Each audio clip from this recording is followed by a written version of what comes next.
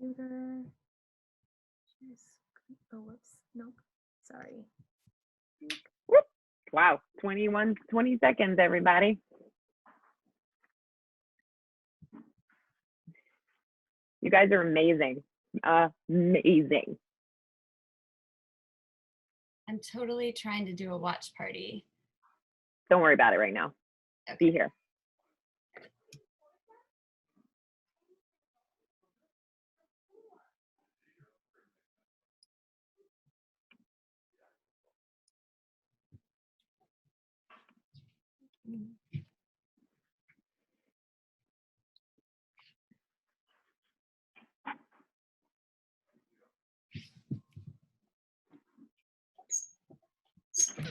And we're going live.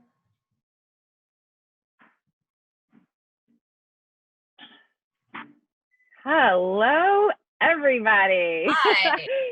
Woo, okay, so here we are. I know I feel like I'm about to jump off a cliff. I know directors Marianne and Amir have got to be just like wiggling in their pajama bottoms right now because that's what they're wearing. And this amazing cast as well. And so we're just excited to be here. Before I forget, I want to do just a quick shout out. Again, if you're tuning in for the first time to us, our very first live show, my name is Kimberly. I'm the co-creator and co-producer of We the People Theater Action. Welcome. And then also I have Marianne, who directed this lockdown show. Here's Marianne, producer as well and director of this show. Amir Levy, who's going to be in the performance, also directed.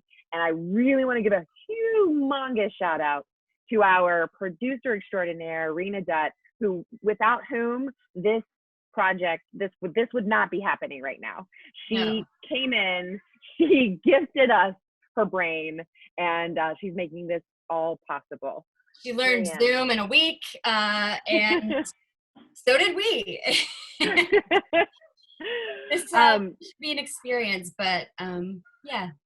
Yeah, you may see some, crew and cast kids running in and out of the show. Hey, hopefully, right? But making art with what we can at these crazy times, and we hope you enjoy it. Exactly. So right now, I think we want to introduce Mandy Moss Holmes, who's been working with Masked Crusaders. Mandy, can you jump in with us?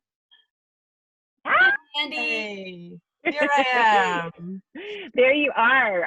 So we're really, really, really, really happy you're here with us tonight, and we're super I know I am humbled by what you guys have been doing at Masked Crusaders. Can you tell us a little bit about it? Tell us about it. Thank you so much. Masked Crusaders started with Lauren Uppelt posting on Facebook, hey, friends that can sew, would you want to make some masks and send them to hospitals? And like a couple of us were like, yeah, let's. And that was on like a Thursday or Friday. And then we were like, okay, we'll try to get 100 out by Monday. We'll see what we can do. I was like, I'm not sure. I'm going to try to do 20. And we managed to get 60 sent out by Monday. But by Tuesday, we already had over 1,000 orders of just requests from people that we knew that worked in hospitals. And there were 3 of us. And how many have you made now? Like, where's your total at? I know you're probably making them as we speak. Yes.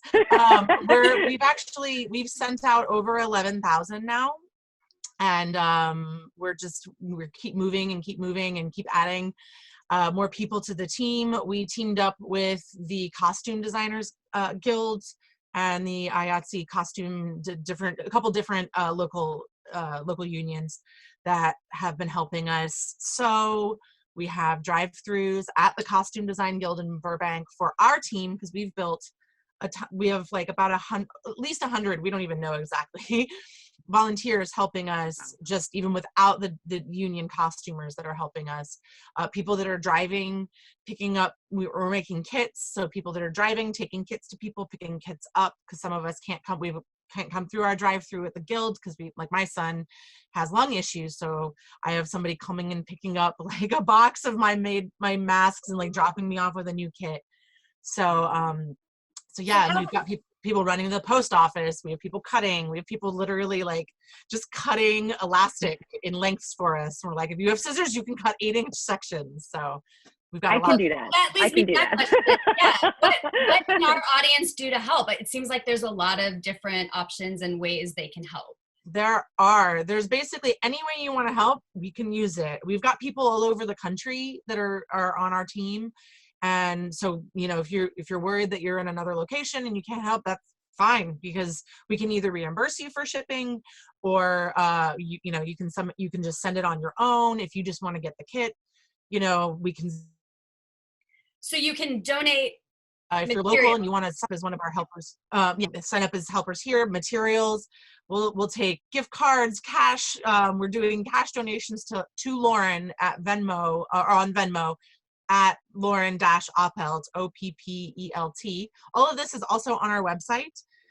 If you want to help in any way, we've got a form on our website that you can sign up to sew or help or donate or anything. We were doing no-sew masks as well for Skid Row workers right now too, which don't require any sewing. It's just cutting squares of t-shirts. I'm cutting up hundreds and hundreds and hundreds of t-shirts right now. They're frantic. That's amazing. So you are using recycled materials too? Yes, absolutely. That's great. I went through our closets and did a bunch of, like, cleared out a bunch of t-shirts when we were short, because at first we were doing flannel backs, and now we're doing jersey backs, and we were just short on materials. So we like put out a call to everybody, like, and I know like my former boss's 10-year-old son was cutting up t-shirts that we totally used. So we're recycling as much as we can. Elastic and bias tape particularly are so hard to come by. So if you have any material sitting around that, you know, you think we might be able to use, we probably can. And we're using all the pieces too. Like I'm using the bottoms, this bottom like roll, you know, seam on the bottom of the t-shirt. Some people are using those for ties. We're really getting creative. Insane. And I could tell by how fast you're talking that is how much work you're doing. No, it's great. Tell everyone the website one more time so that they can go there and get the information. And I'll just, so you know, everybody, I'll be on social media. I'll make sure it's in the comment section, and anywhere on our page you can find maskcrusaders.com. Cool. And can I just ask a quick question? Yeah, Mask Bag. We'll have the exact address and for you to see. Can I just ask, Mandy? You're saying you guys are recycling. You're very, very busy. Is that because there's still a big demand for your masks? Huge demand. It's like, it is not, and that's what freaked us out that first week. And like me and Lauren being like, we need help. Like we were just freaking out. We were like, how can we? And we just started asking people, and then she enlisted Hannah to help us just organize. So Hannah like started organizing, and then Emily was like, I'll just do social media. And then Sammy was like, I'll order pickups. And so we, you know, there's a lot of people that work in the film and TV industry, so they're used to managing teams. So we have a whole Slack going of, you know, so people can be like, I've got pickup number 1 and I can take it here, and I need another kit, or I'm running out of elastic. And we're also teaming up with other groups, like Christina Wong has her Auntie Network. So we're like working with them and trying to like pass off resources and trying to take care of each other too. Like we're really just like, you know, we just added a channel in our group that was like, yo, if you need toilet paper, like please reach out. Somebody will get you some toilet paper, you know? Right. So we're just, you know, it's been a nice like kind of family that we've been building, and just trying to get everything out. But yeah, we've got 11,000 out, and we have a couple thousand orders just coming in. And if you work at a location that needs masks, also you can sign up on our website. We have a form for filling out requests for PPE, and we're doing several different types. We're doing N95 covers, we're doing ones with a filter pocket, we're doing ones for kids. We've sent a lot out for kids in pediatric wards, especially kids that are, you know, going through chemo treatments and things like that. And they don't necessarily come in contact, but they could, you know, get exposed to any other virus that could kill them. So, you know, it's like, it's not all COVID-19 concerns. I mean, that's the biggest concern. So but there's a lot of other worries out there. Wow. Thank you so much. I'm floored, and thank you so much for sharing about the personal side of it too. And thank you for what you're doing. So I I think we should probably keep moving, right, Marianne? Is it Yeah, time? let's start. I know we've got some anxious actors ready to jump in to this virtual platform. Thank you, Mandy, so much. Hi, Thanks, thank you for having me. Bye. Okay, great. Let's take it away. Anything else, Marianne? No, let's begin the show. Soup, a play for video conferencing by Rachel Carnes. Setting, a couple of kitchens in America. Alex and Finley are together, but living in isolation. They are cleaning up from dinner. One ate some cereal, the other a little cheese. The sound of political debates in the background. When somebody's the president of the United States, the authority is total. And that's the way it's got to be. President Trump has been reluctant to take the lead on. How much more of this? What? This! Months? Jesus. Okay, I just really got to talk about this, okay? I didn't say anything. I like it when we. Could I just finish for once and just say what I want to say? When we hang up the ditch towel, but you always just. What? You always just. I don't know. You put it on the counter. I don't always do that. Okay, but you know what? You just did. I mean, I can see that you just did that. I didn't know that. What do you care? You're not here. I'm worried. What now? Never mind. Sorry. What are you? Let me try again.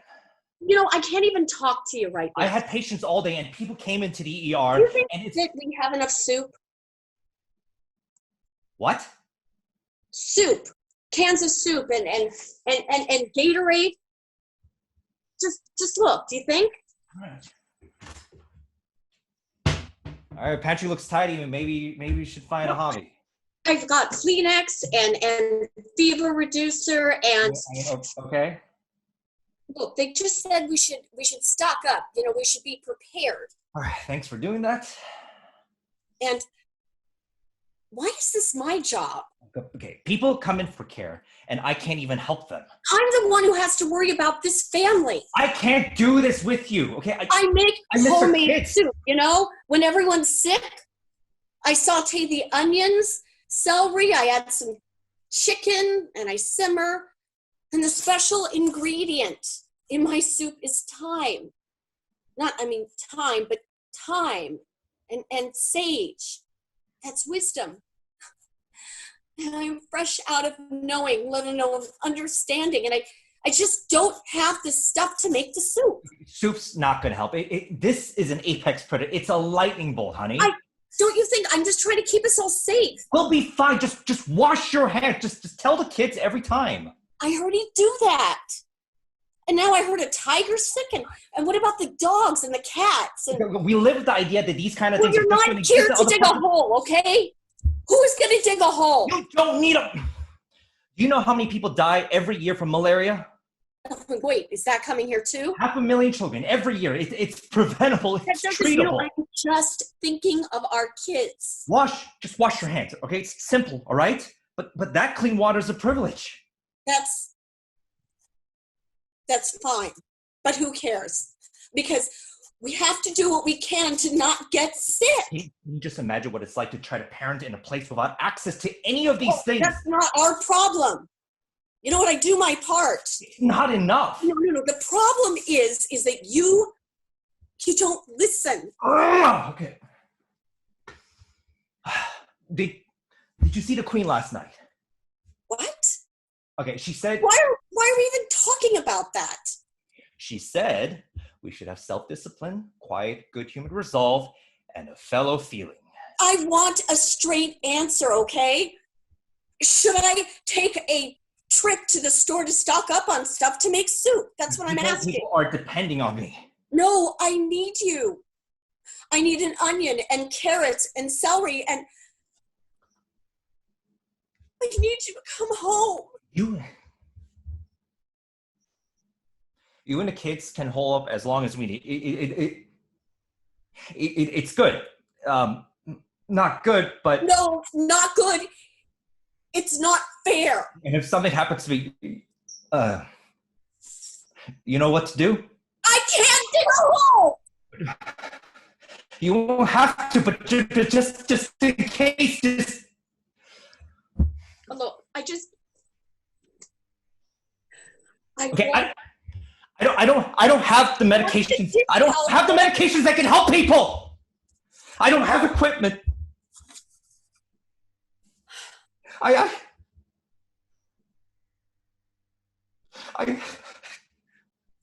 just fold it in Okay. half. Just like this. And then hang it neatly over the oven door handle, See? And you just try.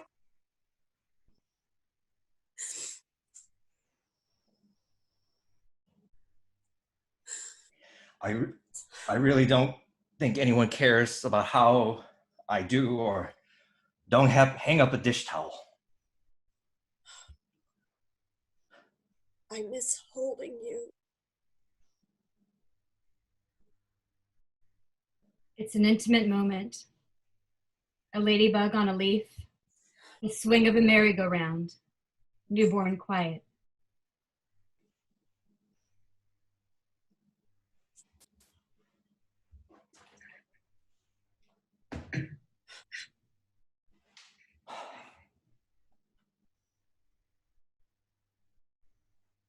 Okay. Okay. Saute the onions. Add the celery, the carrots. Add time. Minutes. Days. Weeks. Let's simmer on low.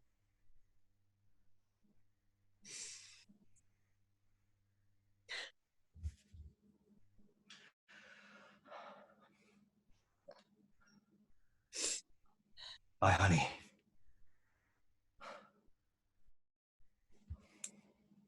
Bye. The background noise escalates and gives way to birdsong. Lights fade.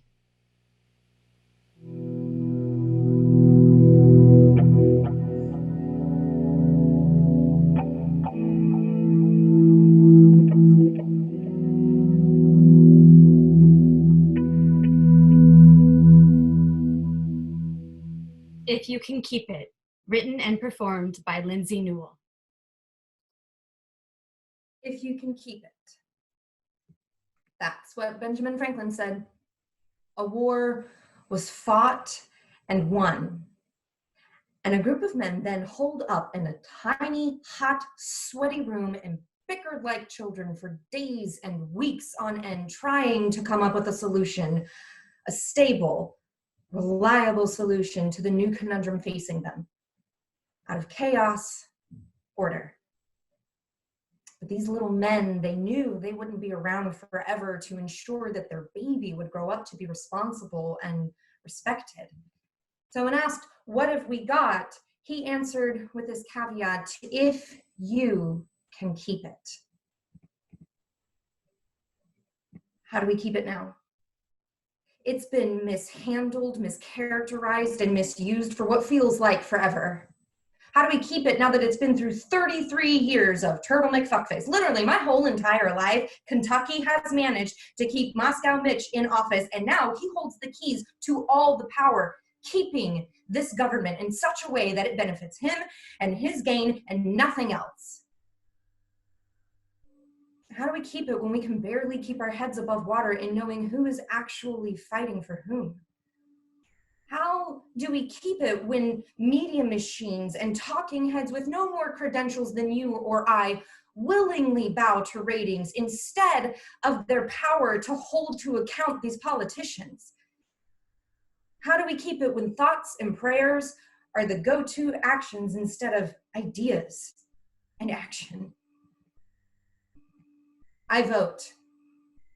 I have voted in every major election and primary since I was 18, smack in the middle of the Bible Belt of Oklahoma, and wore my red Carrie Edwards t-shirt to school that sunny November day. But have you paid attention to any of these primaries? More specifically, have you paid attention to the math and the rules that convolute and pervert the simple act of casting a vote? Why is the early momentum of candidates determined by predominantly white states? Why do we need to determine viability? What is the fucking point of a damn delegate? And why do we put so much stock into antiquated, misogynistic musings of electability? One person, one vote. Whoever gets the most wins. But see, that would keep things fair. Even, maybe a little equal. I mean, I truly think we were intended to be the keepers. The optimist in me believes we were meant to be the keepers of democracy. But it takes work. Hard, grueling work, researching candidates, vetting their policies, plans, and personalities, staying up to date on what legislation is or isn't passing, who supported what bill, how they voted, and why they voted the way they did. And it's even worse now that Twitter is involved. You know, folks care more about the keyboard brawls than they do what actually happens on the national stage. So how do we keep it when we are literally disappearing from the rolls? How do we keep it when the ones who've been keeping it have rigged it against us so that Wyoming, which has more land than people, casts a larger shadow than California, which has zero land and all the people? How do we keep it when the keepers keep others down via voting laws and disenfranchisement? And we haven't even begun to dig into the trenches that is trying to simply get by in a gig economy where we're all a dime a dozen. Half of us aren't worth as much as the other half, and there are disparities within that lesser valued half. And if you won't take the work that's given to you, someone else will. So you compromise your value, your worth. Who has time for democracy when you can't see a doctor when you're sick, and you can't go to work because you don't have childcare, and you can't find a job because it's either been shipped overseas or become obsolete, and you can't put money into a career because you invested in your education? How do we keep it when we can't even keep ourselves? You know, farmers will burn the earth to clear it for a new crop. Now, I'm not saying we should burn it all to the ground. Today, at least. But also, maybe it's not the worst idea. But I know this. To keep it, we have to keep trying.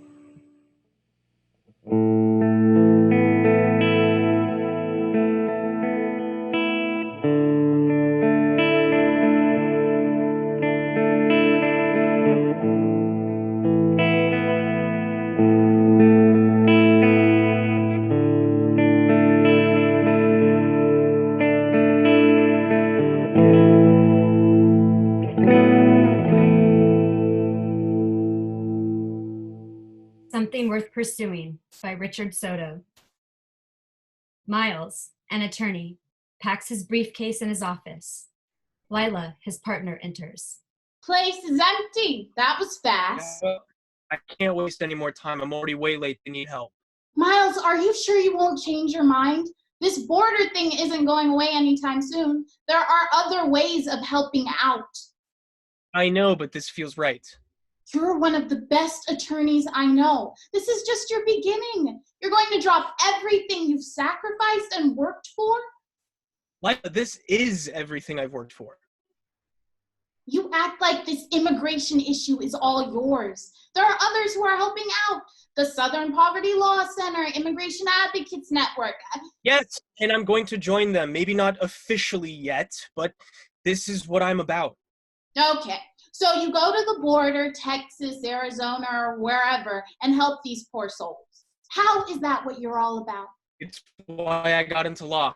The fairness of it, or in this case, the unfairness of it. I get it. You think they got a bad deal with what's going on? No kidding. They have no one to speak for them. Without that, they don't stand a chance. They have no justice. And isn't that what they came here for in the first place? Isn't that what our justice is supposed to be all about? Fairness? Passionately stated, counselor, but we're not in court. And I'm very aware of the premise of your opening statement. Justice for all. Wrong. Everything that is going on is in the open court. And I'm not talking about the Pledge of Allegiance. Before there can be any justice for all, we have Go to... there. Oh, I'm going there. We have to establish justice. Already been established. It's the system we exist in.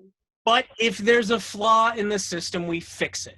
And I say that there is a big flaw, just like there was when Dr. Martin Luther King Jr. spoke out about unjust segregation laws. Very good, but without citizenship?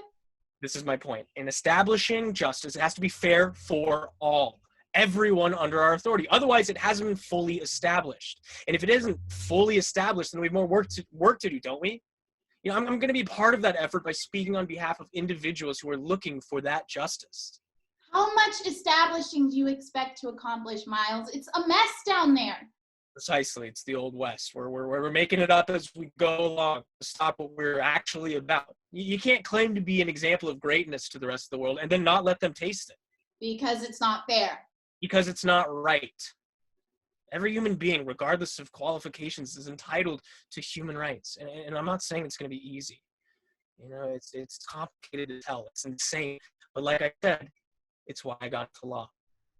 Fairness, the principles, the poetry of cutting and sewing together ideas, laws that will continue what was begun. So you're going to speak for them, but you won't necessarily be changing or making laws. I don't know.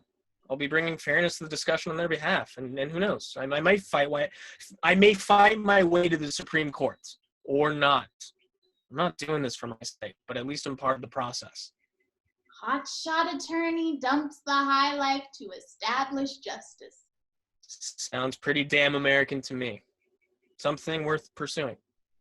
Until we get there, that's the end of it all, right? James Madison, now you're talking. Federalist, paper 51. Justice is the end of government. It is the end of civil society. It ever has been and ever will be pursued. Until it be obtained. Or until liberty be lost in the pursuit. You're a good attorney, Miles, but a better man. Nice one yourself, counselor. Careful, when you visit, I may put you to work. My pleasure, counselor. Now, hurry and get on down there. They need you. Lights out.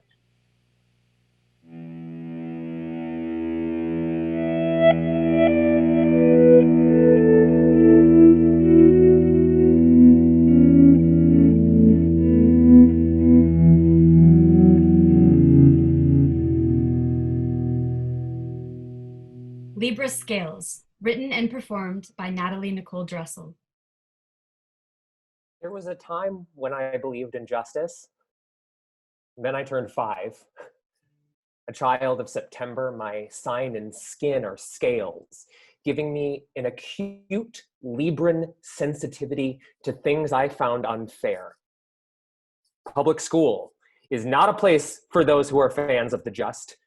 It is a place of public indignities, the scenery of our adult nightmares. Stepfathers are even worse for those wanting to keep the score even, the self-proclaimed kings of these small suburban castles, and the judge, jury, and executioners of those who broke their laws.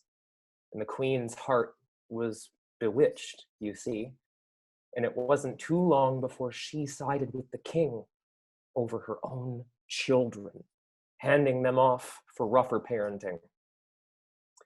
Even as a 7-year-old, I had had enough. My mind was a seething pool of unspoken curses, muttering secret hatreds under my breath, as loud as my courage would allow. My temper was on a razor's edge, and one day, while planting a bed of flowers, my stepfather threatened to spray me down with the garden hose, the coldest water on earth, while I chubby, wearing mesh, had no patience for the threats of tyrants. I said, if you spray me, I promise you, I will stomp your flowers. We stare at each other down. A Morricone theme plays. He doesn't blink. Neither do I. Time stands still until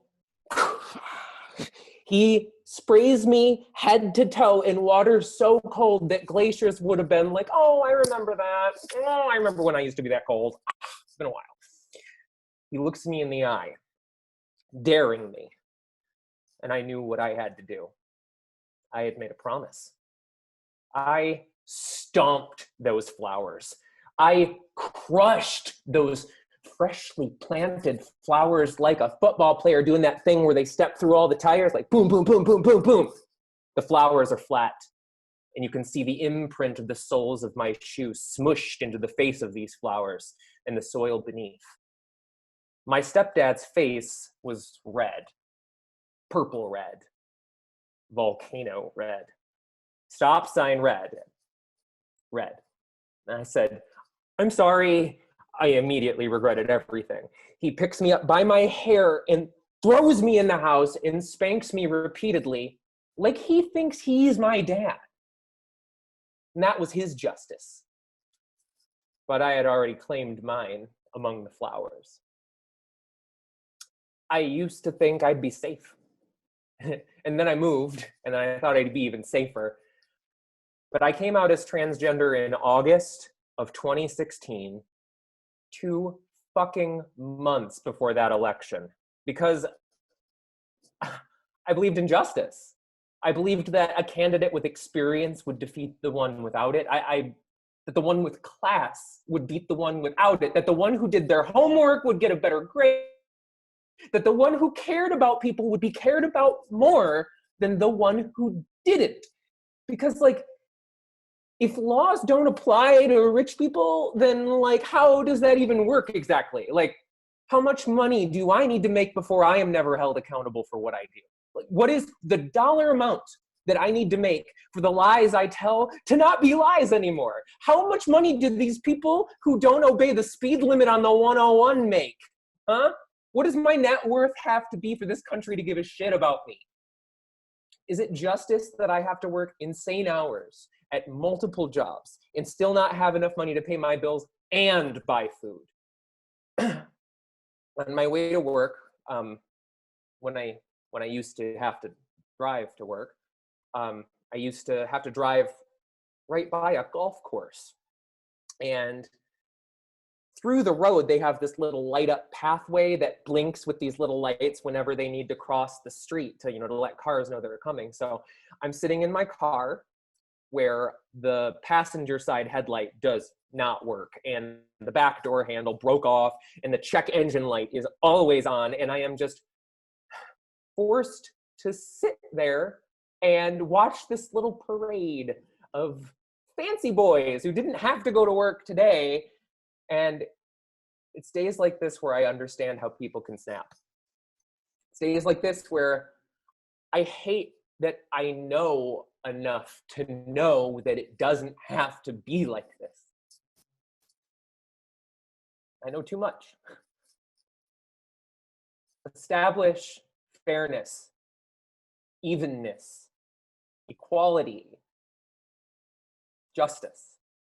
We need to establish these things because, take it from a Libra, uneven scales do not stay that way for long. They never have, and they ain't starting now.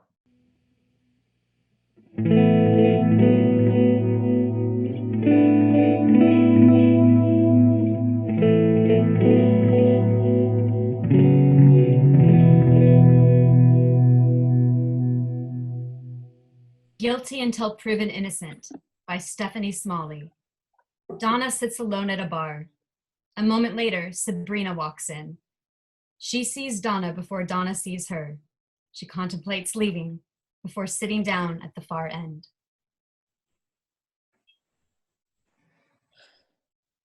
Wow. Didn't expect to see you here. Do I know you? No. You know my sister, Jess. And here I thought I might be able to have a martini in peace. Pity drinking? Hardly. And you? Celebrating, I assume? No.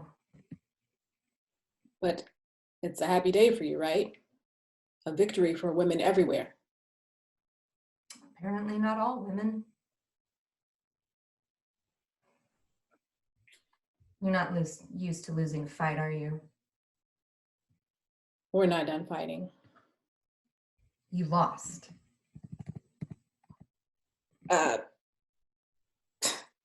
In the court of public opinion, maybe.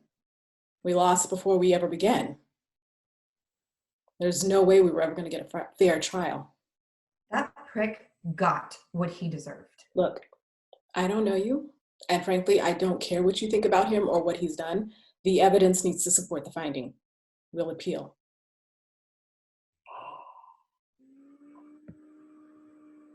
You know what I don't get? No, but I'm sure you're about to tell me. I don't get why you do what you do. I mean, how you could even defend him in the first place. But I guess it tracks, right? I looked you up.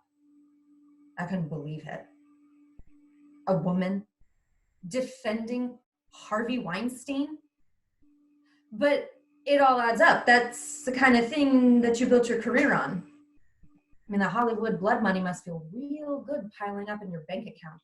This isn't about money. No? No. I don't need Harvey's money, and I don't need to explain myself to you. Check, please.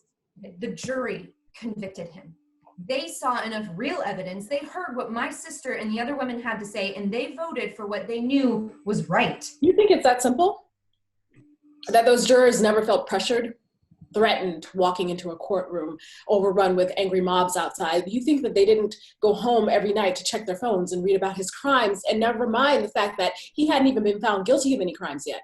You think they could vote not guilty and never face backlash from their community? Any incessant squabbling on their TV sets telling them differently? You really want to know why I do what I do? Your Me Too movement is flawed. It can have a million positives, but if its one downfall is that it robs you of your fundamental right to a fair trial, to due process, to the presumption that one is innocent until proven guilty, then it's not a movement I could ever support. Someone has to fight for justice, even if it's a justice that you don't like. Do you think he's innocent? I am not at liberty to discuss my client. I shouldn't even be having this conversation in the first place. Did you believe my sister was telling the truth? It doesn't matter if I believe her. I'm not asking you as Weinstein's lawyer. I'm asking you as a woman. The evidence has to support the claim. Do you understand? Do you understand what it took for those women to stand up in court? They are very brave, I'm sure. You're a disgrace to feminism. You know that? I'm a woman in a man's profession. Do you know anything about how I've had to conduct myself in the courtroom? What it's taken for me to even get into a courtroom of this caliber? Do you know what it's taken for my sister to get into this courtroom? I don't care how flawed you think our movement is. Me Too gave my sister her life back. And I'm glad she feels that way. I really am. It's a beautiful thing that women have been so encouraged to speak up and hold their aggressors accountable. But don't you think it's gone too far? You can't consider someone guilty until they're proven innocent. And if you have to be accountable to your actions, even if they're actions that you wish you hadn't taken, your sister kept a relationship with him after the fact for years. And you want to believe all women with no pushback, no questioning? Do you know how dangerous a precedent that sets? You can't honestly tell me that you think Weinstein's innocent. I won't discuss that. You're infuriating. Well, there's no need to be infuriated because it's over, remember? Your sister can rest easy now. I don't think my sister's ever gonna rest easy again. He hurt her, Ms. Rituno. Not Not like a bruise, not like a scrape, like a gaping, furious wound. And every time she was almost healed, he'd walk right back into her life, tear the bandage off, rip the stitches out, and she'd hemorrhage all over again. And yeah, she kept texting him and calling him because she didn't want to believe she was being abused. But did you know that she wanted to be an actress her whole life? And he could give it to her. He could just snap his fingers and make all of her dreams come true. This whole trial, the one you're upset you lost, that you're medicating yourself over, you didn't lose. My sister still lost. She lost the day she met Harvey Weinstein, but sure, hooray, he'll get locked up and he'll never abuse her again, but she still has to live with that scar. She gets to see it every time she takes off her clothes, feels it burn every time she lets another man touch her skin, and she has to be happy with that. It's a victory. That's her justice.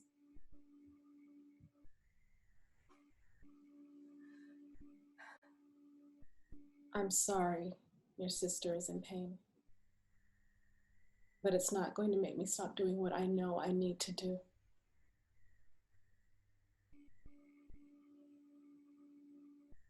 I know feminists don't get everything right. And they probably never will, but I'd rather stand with women and be proven wrong than stand against them and be proven wrong. Our movement is a step in the right direction. And if you have to trample on innocent people to get there? And I guess that's why we need women like you. Sabrina leaves. Donna sits. Lights out.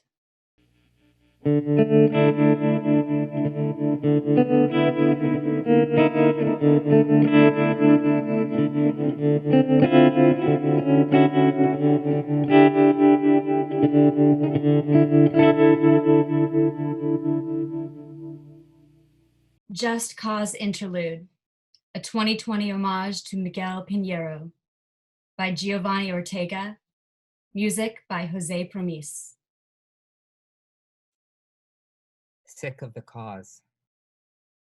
Sick of the cause, listening to the thump of an eardrum early in the morn, the gunshots of high school kids running after their restless foot soles, and college-bound kids lost but unafraid, couture of restless young minds. Is it grief when it controls me? Sick of the cause, and blasted their faces in Virginia, Milwaukee, Arizona, Las Cruces, or Pomona, all the Chinatowns and Jewish ghettos in America, just half the hate crimes in New York City, where the Ku Klux can't, because it can't. Let me have my silence, because this lost-bound soul is taking matters in their hands when all that was done was covering the face. It's constant, this change we go through. Seeking the cause, marching to ballot boxes, registered to vote but unregistered to be. They stood in miles high hide from last year's pride. Men and preachers, women and teachers, gender fluidity suppressed, trans siblings oppressed, marching like they did when we shall overcome. Did we come to overcome, overcompensating the border and peras, little children in aluminum blankies, Taco Bell, car washers, busy bee busboys, slipping on vodka and vomit by 2 a.m, seeking the cause of an afterlife away from their homes. Is it grief when I cry in the shower? Being the cause on Santa Monica and Highland, entrenched in gentrification and high-class Hollywood poverty, lost alimonies and paternities, homo-infantilized degradation, being the cause of being hit in the face because you might like cock when you're supposed to like. Being the cause because there is no home, but homo around your new home. What you knew to be your mom and pop will pop you in the face just cause of who you didn't expect yourself to be, but knew all along the strips of your hair, how much is silence when noise is a virus? Is it grief when anxiety takes over my body?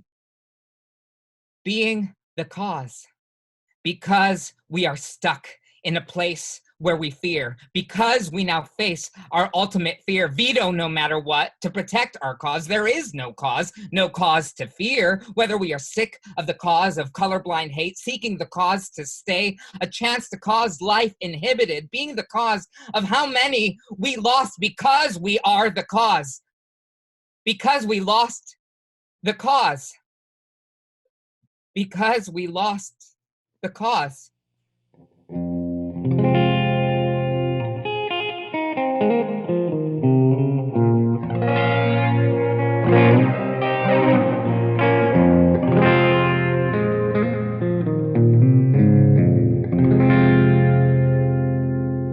It's constant, this change we go through, and the people we encounter, remembering the ones we have lost.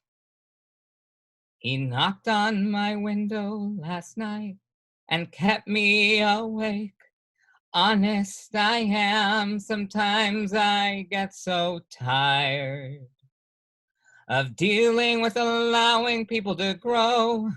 Urge those to stop thinking. I find myself bottled up inside my head all day long, missing trains to work, leaving my grace behind, all asunder these stints of growth I try to avoid.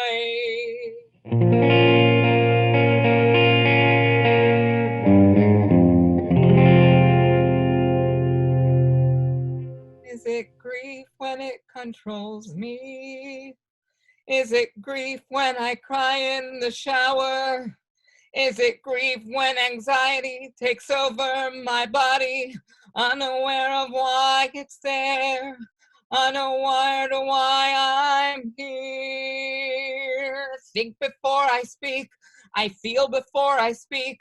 Or should I pause first and deliver? Should I pause first and stop living? Should I pause first and go home so early in the night so I can have my silence?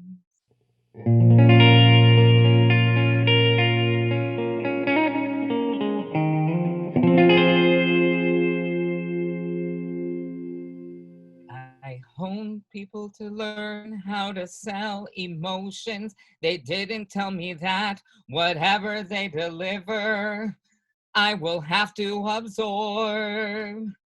Regardless if bought or not, here I am, one parent lost and malcontent, lost and alone. Maybe at times lost and running things my way, not yelled at or reprimanded. I like the somewhat solitary place where birds sing all morning long and raccoons scratch the wall. Please let me sleep tonight with thoughts free and wildness amok. Tell me where the sidewalk ends. Is it in my veins or their voices?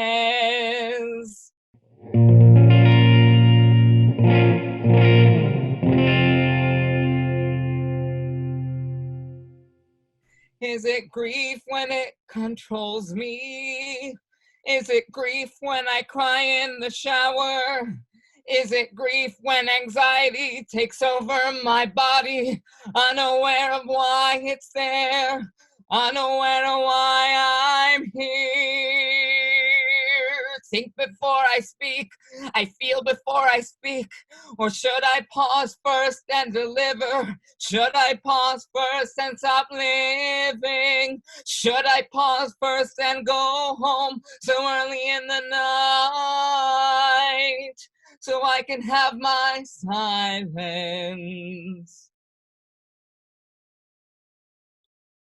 So I can have my silence. So I can have my silence.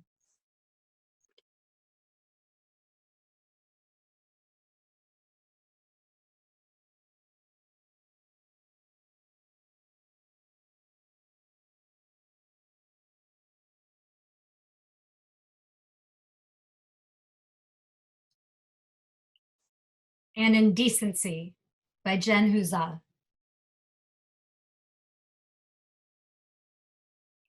Clerk enters and addresses audience. All rise.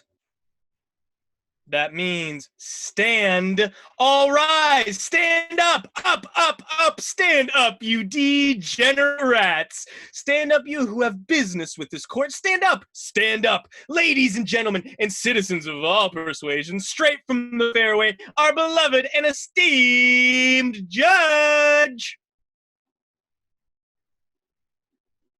Thank you. Thank you. Really, you are too kind. Sit down, please. Please, please, sit down. Thank you very much. You all are a beautiful courtroom. My clerk, ladies and gentlemen, the best clerk on the circuit. So, you're back from vacation looking fit and trim. I hear you were in Cancun. That's right.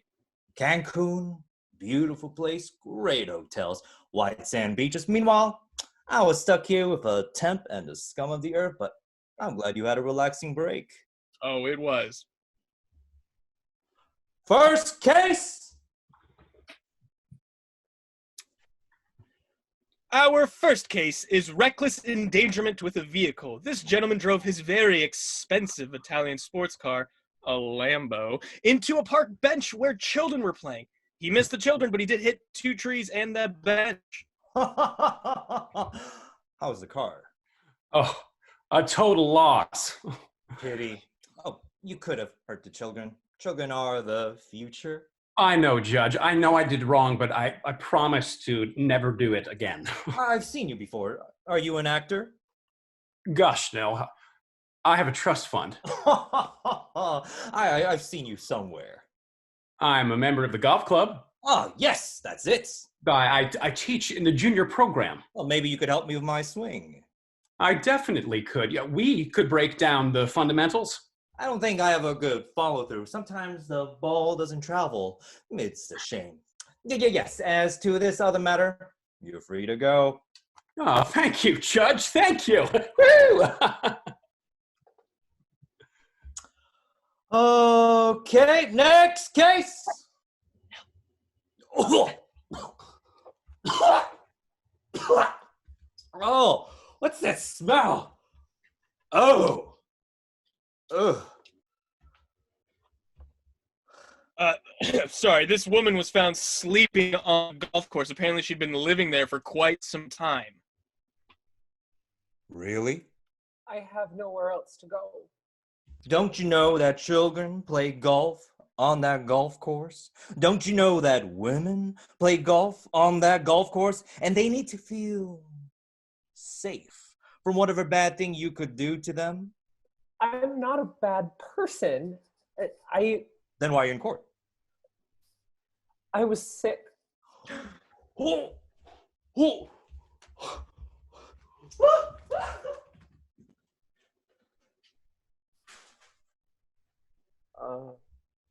Sick? You can't be sick! Well, then I lost my job and my apartment, and the golf course is so nice at night. It's quiet and the grass is soft. I just need to avoid the sprinklers. Enough! You cannot sleep on the golf course. It's outrageous. It's indecent. We need a golf course to stay pristine. Otherwise, what is the point of it all? Point of what? Life! The point of life. I sentence you to life in jail. Maybe that will teach you to not sleep in places where you don't belong. But will I see the stars again? Yes. Through a window. Get out of here. Whew. And we'll have more cases after the commercial break. Judge swings the golf club. Sound of applause. Lights out.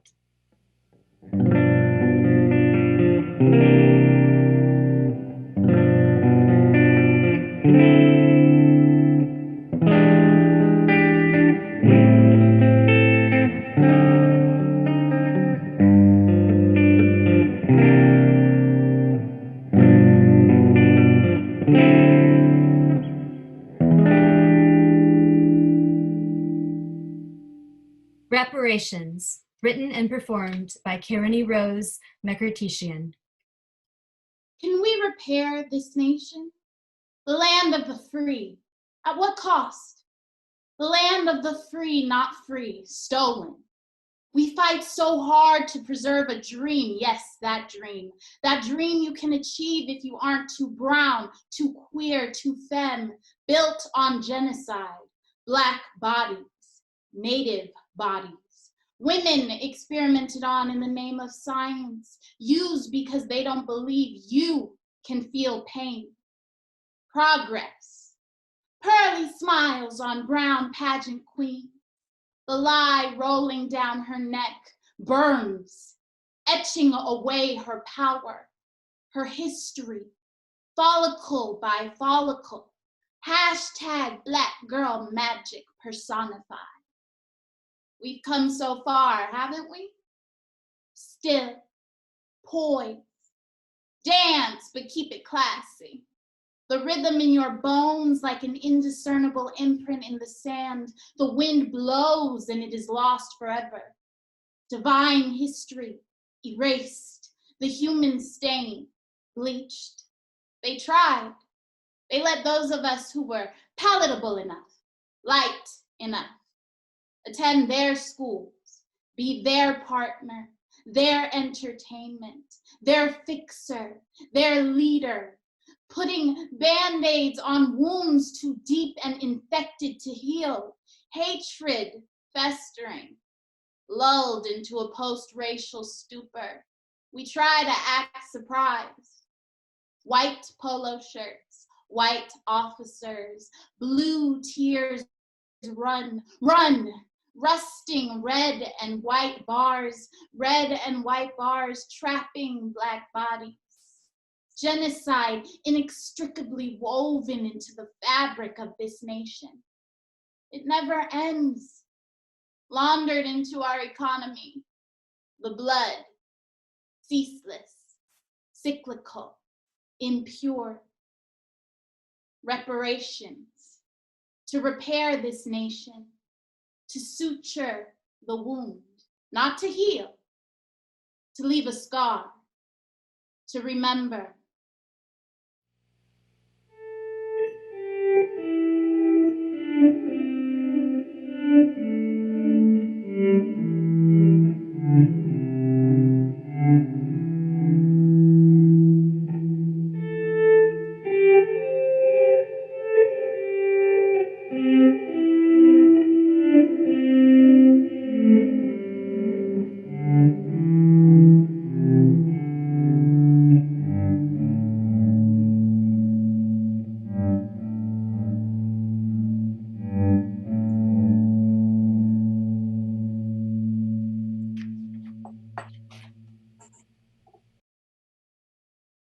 Ordinary by Martha Patterson. Lizette is seated at a kitchen table, drinking ice water. She has a broken hand and a splint. Oh, you sure you don't want some juice? Would be neighborly to offer. It's nice of you to drop in when I'm not doing so good. Did you see me in the yard all bandaged up? I got a call from my brother. He'd asked if I'd come for a barbecue on the 4th of July, but I got this broken hand and I just don't feel like it. I broke it falling in the tub. Feels like pins and needles when I try to sleep, like that old song, The Searchers, 1964. Oh. Hey, are you on pins and needles about the election? Well, I am. Biden probably, or Trump again. Well, you know, I liked Hillary in 2016, but I didn't like sending all those troops to Afghanistan. Could have been my own son going there. My family was mostly Democrats, but I'm just an ordinary person. Does my vote matter? Well, you know, the thing is, when he phoned, my brother asked if I could bring a book written by someone in the family, and I've got it right here. You want to look? Well, you see, my great-grandfather, he fought in the Civil War on the side of the Confederacy. Age 17, but his family, they were Yankees and disowned him for it. and it kept this diary during the war. And a century later, it was published. My father wrote the preface. Now, this splint sure is uncomfortable. Well, you'd think I could take a shower without falling over. Well, anyway, Dad began his preface with the words, "My grandfather would have called himself an ordinary man." Well, he meant his granddad was humble. But to me, ordinary, it means boring. And how boring could my great-grandfather have been? I mean, I can no imagine running away from my family to fight on the side they oppose, and I can imagine flying in a spaceship. But he did, he ran away. It wasn't that he believed in slavery. I mean, he just wanted self-determination for the states. And, you know, a lot of the Civil War was fought over land. He saw his friends shot and got captured himself. You know, he sat in prison wondering if he was going to live to see old age. He wrote about how the hills just thundered from the artillery shells bursting over his head. I guess you could say that he voted with his conscience. And, you know, that's justice. What happened in the South, you know, mattered.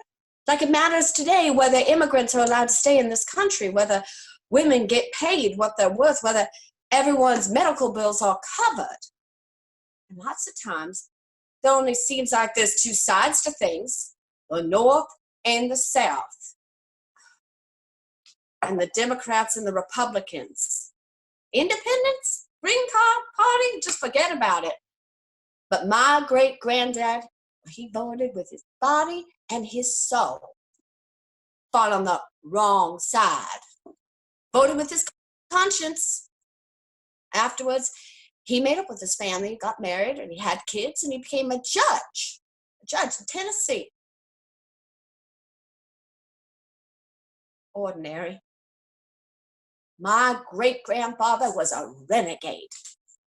So when I go down in November to the school where we vote, I'll think of him, willing to take a stand. Justice. The country was broken in two, you know, like my hand.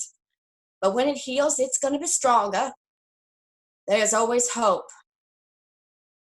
And you gotta vote. You know, this hand, it bothers me the most when I'm trying to fall asleep. You know, maybe I'll keep a diary. Yeah, so maybe I can write again about how I voted. Hey, sure you wouldn't want a little iced tea? I can make some up real quick.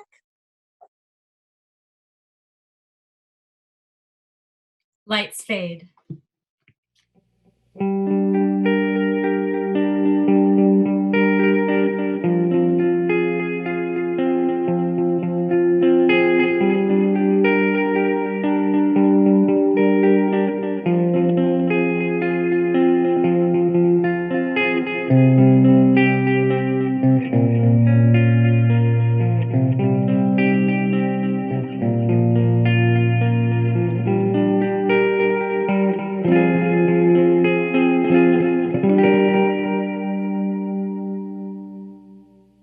Brief but Necessary by Michael Robinson.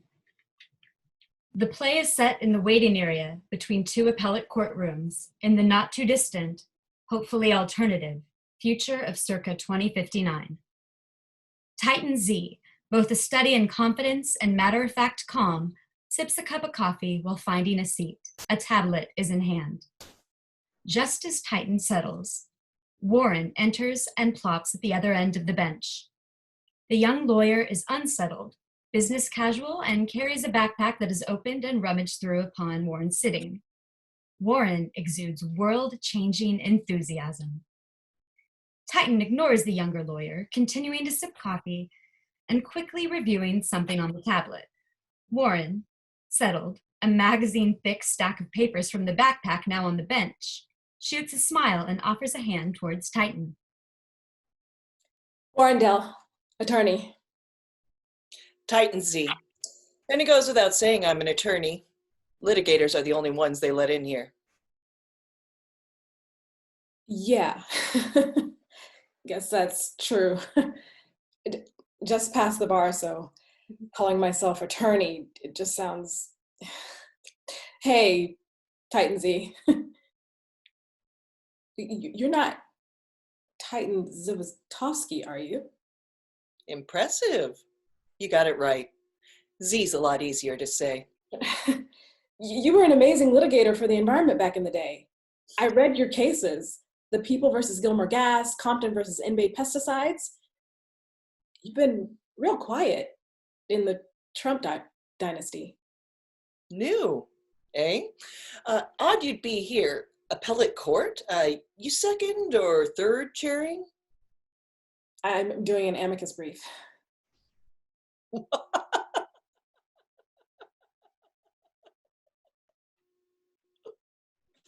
Oh, I'm sorry. That was so unprofessional. Wow. You are bar fresh. An amicus? Friend of the court. Kid, I haven't seen a friend in this building since 2030. It's not illegal. No, of course not. But it's also no longer done. It's a waste of time. Quick justice, you know? A good judge runs through a couple dozen cases a day. A good attorney doesn't slow the machinery. Speed isn't quality. Depends on your metrics. McDonald's sells more than 75 burgers a second, and each one is a quality controlled product. Justice isn't a product. It safeguards the rights of citizens. It measures whether the contract between government and its governed continues to act in good faith, deliberates on the just application of laws, and even whether laws themselves are unbiased and equitable. You're young. That sounded like something a parrot would say coming out of a law school lecture hall. Amazing. It's just how justice works. Well, kid, that's how justice worked. It ain't working now. Warren picks up the stack of papers and studies them. What is that? My brief.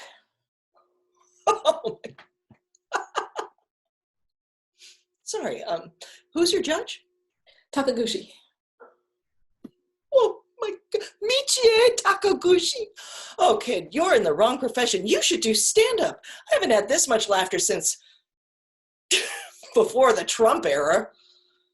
Ooh, look. The operative word here is brief.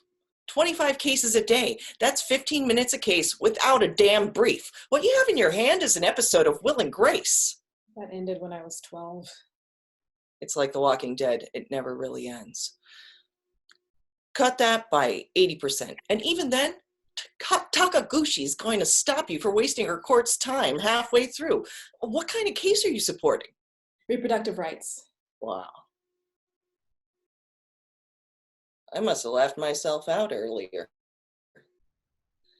The Supreme Court reversed Roe versus Wade probably before you were born, and the constituency of the court hasn't changed since then.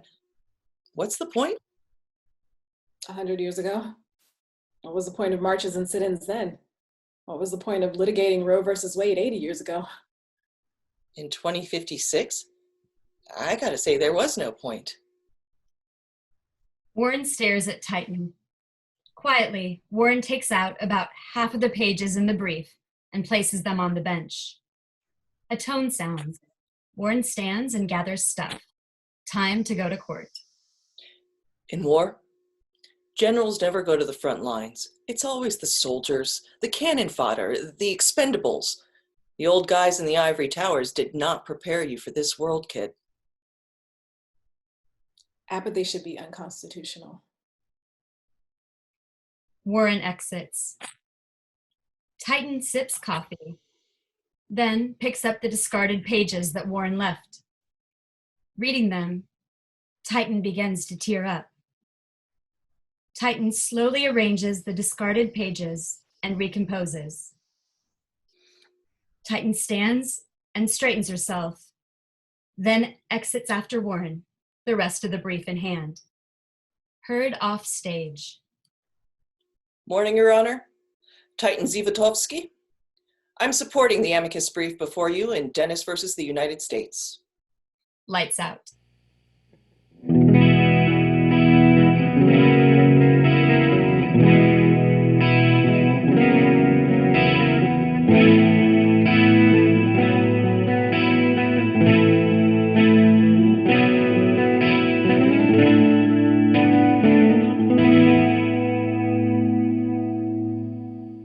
Stained Glass Ceiling, concept by Amir Levy, written by Ricky Abiles. Lights up. We find a man in a navy blue suit sitting in a chair. His jacket is draped over the back. His hair is perfectly sculpted. His face is smooth and youthful, but wise.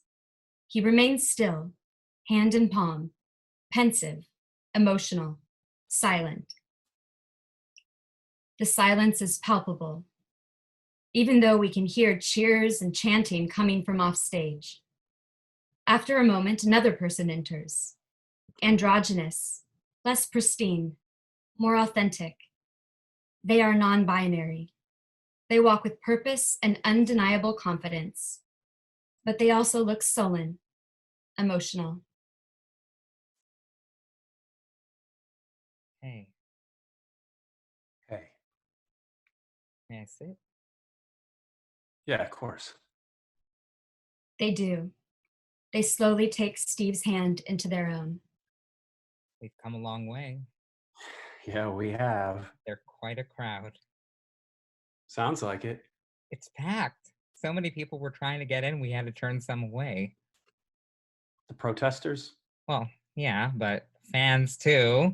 They're not Sorry, supporters.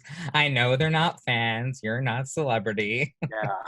But, I mean, you kind of are. Try telling that to them. Them? The protesters. They'll be back. Well, yeah. That's their right, though. You can't make everyone happy. No. No, you can't.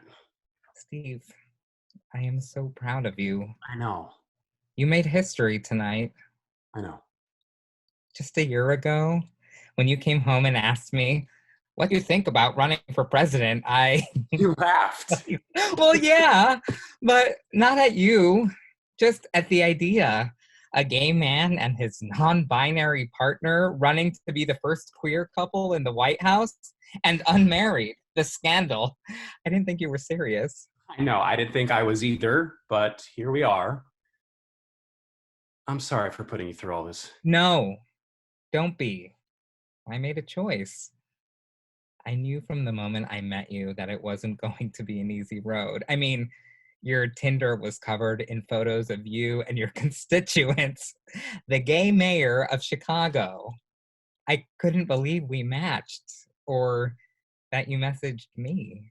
I wanted a nude and I got an ad. I mean, all you could talk about on our first date was political reform and activism. It's why I fell in love with you. So why did you laugh?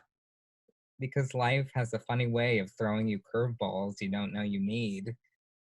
Steve, when you asked me what I thought, I already knew in my heart you'd be the nominee.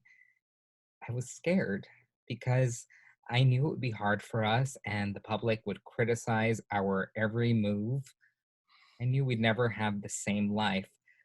But I thought about how you helped me believe in myself again and how you taught me to speak out against those who abuse their power without feeling shame or fear. I knew there were queer kids across this country that needed those same lessons of empowerment. So I said yes.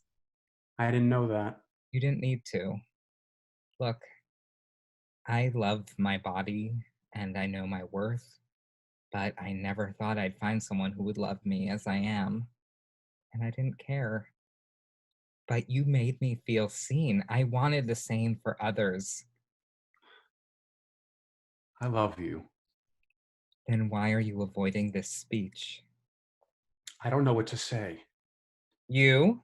Lost for words? Well, I never. Words only get you so far. I'm here because of you, Cam. They love you.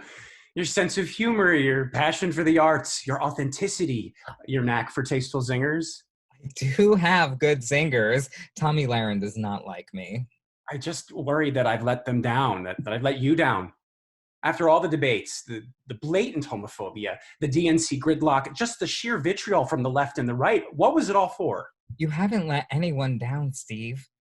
You are the first openly gay man, no, openly queer person to win the nomination of a major political party for President of the United States. You've done exactly the opposite. You've shocked the nation and you've made us proud. But I still lost. The Electoral College, not the people. The people are with you. We were so close. I know. Look, they are counting on you. They need to hear you speak. They need to feel like there's still hope, babe. They're afraid of reverting back to the Trump era. Can I give that to them? What? Hope. Isn't that what I've been running on? The future, hope, unity, the things we always run on. The people want to be inspired. They want to feel like there's a future to look forward to, but is there? I don't know anymore. Steve, I mean, haven't we been here before? You fly so high for a year. You get to that glass ceiling and you take out your bat to start swinging, but we repeat history. We don't learn from our mistakes. I understand how you might think that. We've been working toward the same goals my entire adult life. Getting money out of politics, bringing our troops home, universal health care, common sense gun reform. And where are we? What have we accomplished? We take one step forward and 3 steps back. We are on the verge of extinction and we can't seem to change course. Son, you're getting worked up. I thought we had a movement. I thought this was it. This was finally the moment for us to make a difference. My chance to make a difference. America's chance to heal. Our chance to rewrite the next chapter of our nation's history. But we lost, Cam. We lost. So what more can I offer this crowd? Hope? I don't have any left. Activism. What? That's what you ran on. Hope spurs activism, and activism spurs change, right? Yeah, but it's... Excuse me, but what? You know, the one thing I regret about my speech at the convention, I forgot to share my favorite story about you. You were in high school. You had just come out of the closet and the football jocks were mocking you, but you didn't care. When one of them said, "What the fuck are you wearing, fag?" you responded with, "Clothes. You can find them at any department store. Also, I prefer gay. You might want to find a more creative way to be a bigot, Kev. You'll get lost in the crowd, or you can choose not to be. It's not a good look for you." Somehow, when met with ignorance and hatred, you rose above the fray and put him in his place. That is the man I know. That is the man I love. That's the man millions of people voted for. You are kind, Steve. You are genuinely kind, tolerant, and patient to your core. You take the time to hold a mirror up to society. It might not always reflect what people want to see, and they may not always receive the image in the glass, but the fact that you take the time to do it, that's what matters. Who told you that story? Your mom. I don't remember that. She did. He does. What? Steve, it was Kevin Costman. He endorsed you when you declared your candidacy. That can't be true. It is. You just tend to forgive and forget. It doesn't right his wrong, but it proves your power. You have a gift.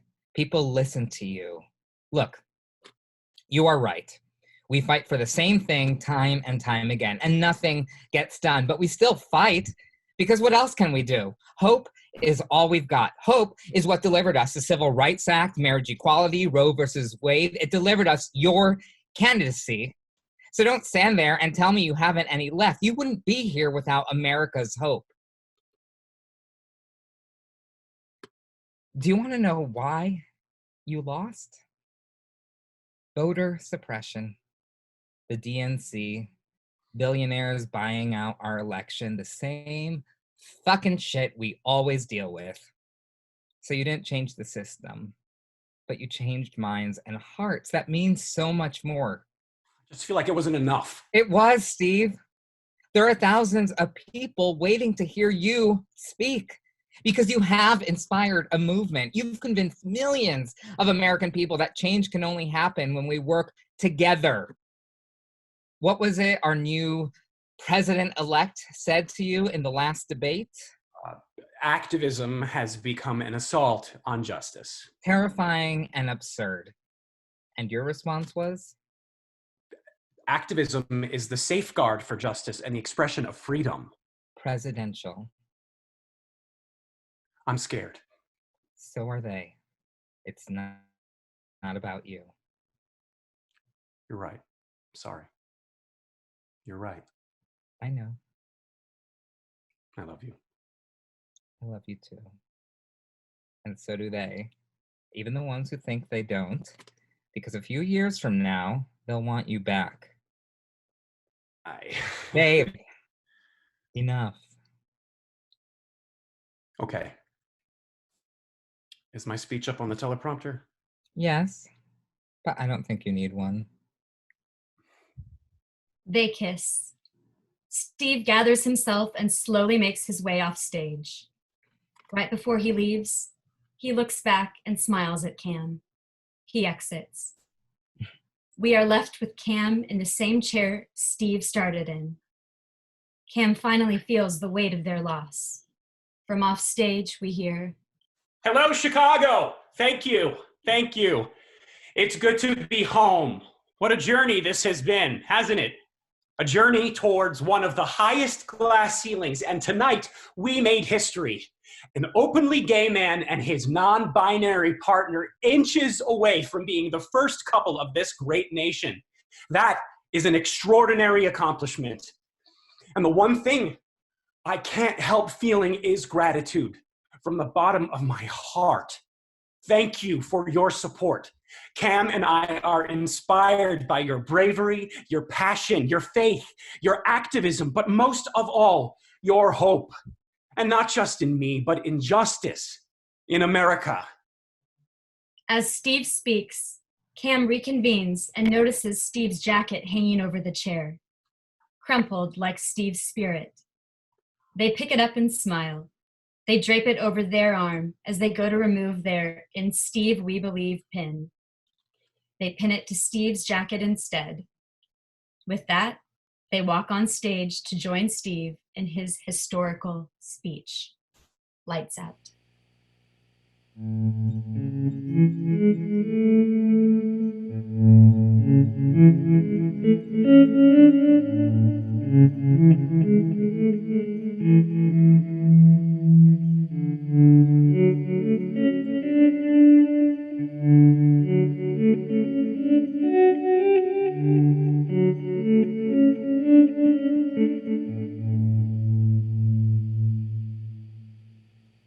The Movement by Lindsay Newell.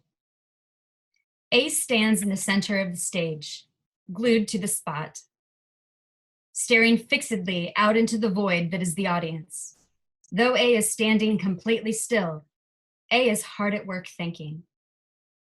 B walks in with their backpack, notices A. Hey, what you doing? Starting a movement. Oh, cool.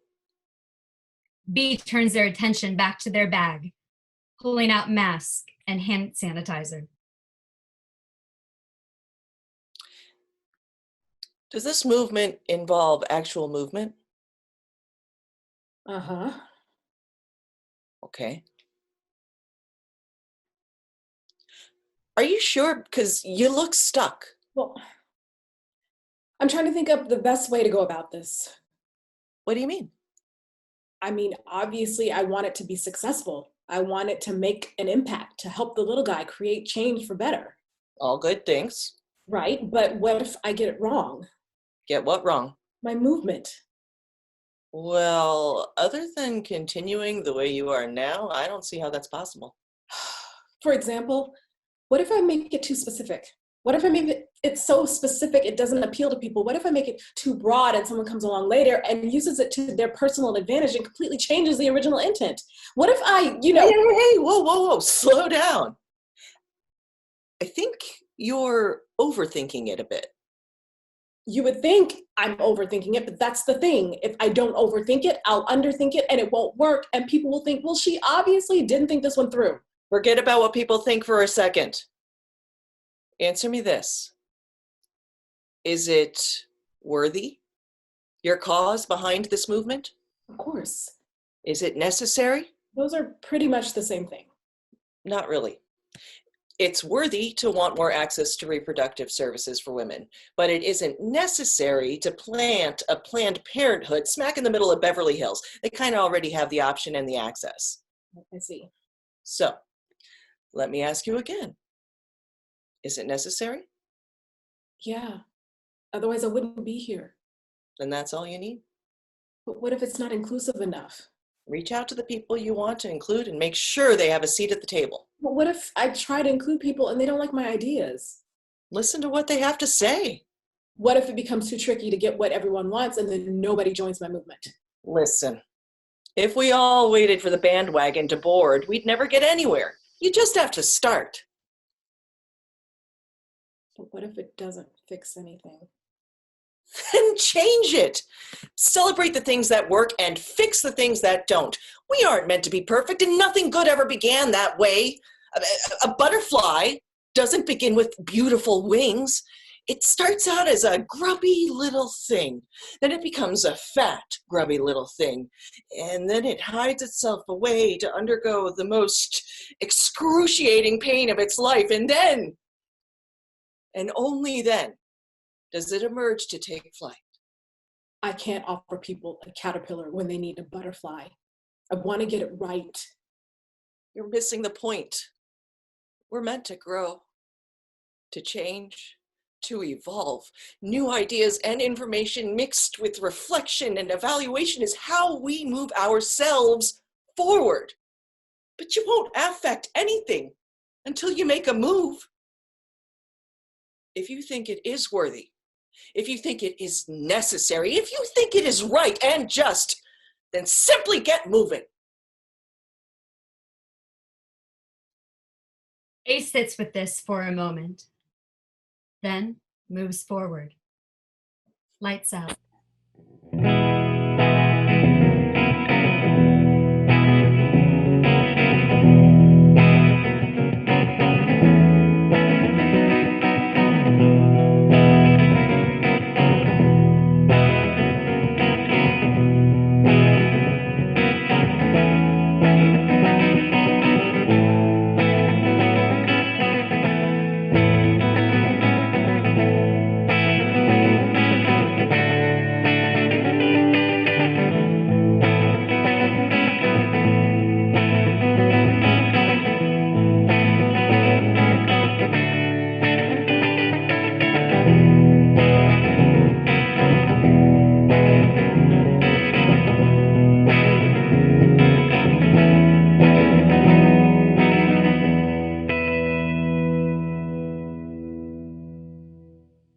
Hi, everyone. Thank you so much. Actors, writers, audience. You know, I don't know if we mentioned this at the top of the show, but the writers were given this prompt, establish justice. And the show was supposed to go up in March on a real theater. And everyone just adapted so beautifully.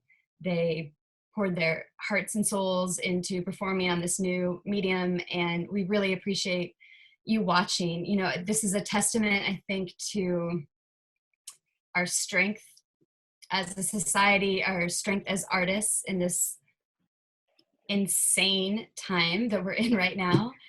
And yeah, the importance of art and activism. Aww. So thank you for being here. Thank you for those of you who can in some way donate to Mask Crusaders, mask-crusaders.com. And this is it. Anyone else? Well, this is theater for right now and new theater for perhaps the future, because the other theater is going to come back, and with our babies on our hips and our virtual backgrounds and our glitches and our beautiful performances, we will be here. So thank you, everybody, for tuning in. Thank you, artists. You got a very, very, very important fan, by the way. tonight. Yeah, Amir, would you like to say anything as a fellow producer and Rena? Sure.